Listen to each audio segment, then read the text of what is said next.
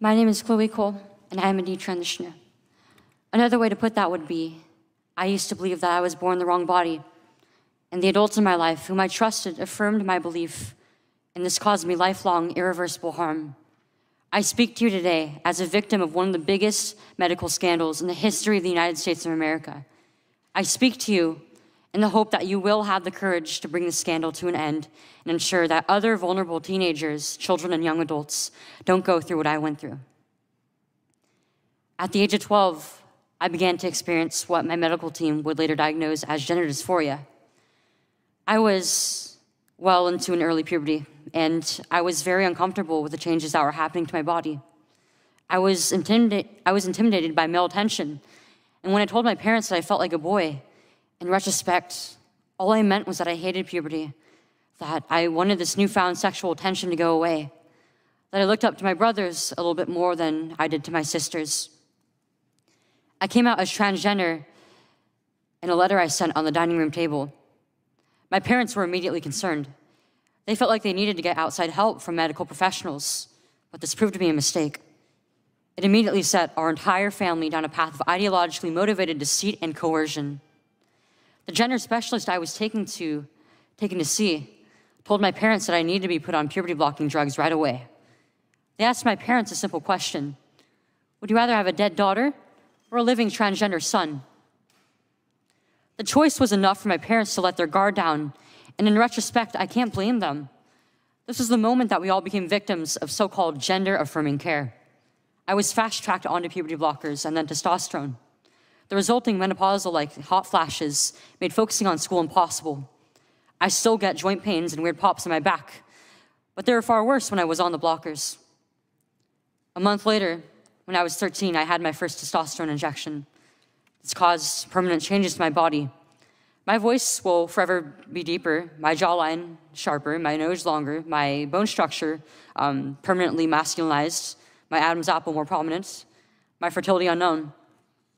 I look in the mirror sometimes and I feel like a monster. I had a double mastectomy at 15. They tested my amputated breast for cancer. And I was cancer-free, of course. I was perfectly healthy.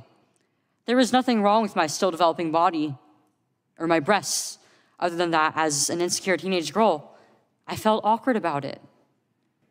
Before I was able to legally drive, I had a huge part of my future womanhood taken from me. I will never be able to breastfeed, and I have massive scars across my chest, and the skin grafts that they took of my nipples are weeping fluid today, and they were grafted into a more masculine positioning, they said.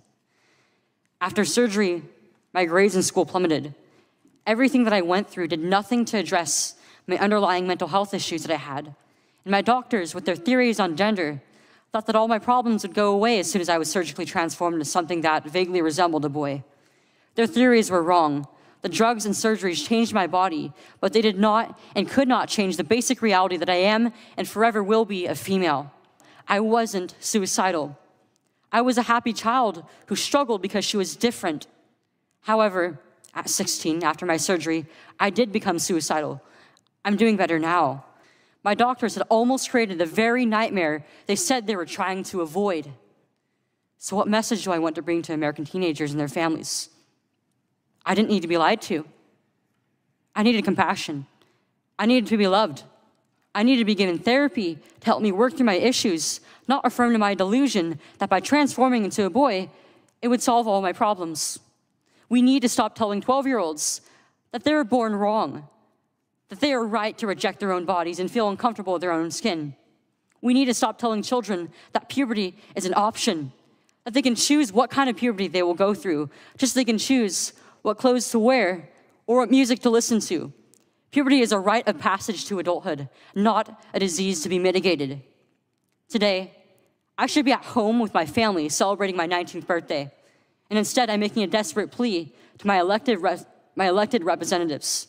Learn the lessons from other medical scandals like the opioid crisis, to recognize that doctors are human too, and sometimes they are wrong.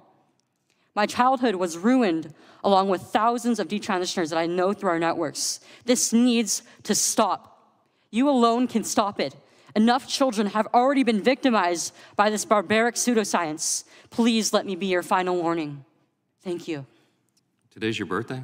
It is. You're a beautiful, brave woman. Thank you for being here. Thank you.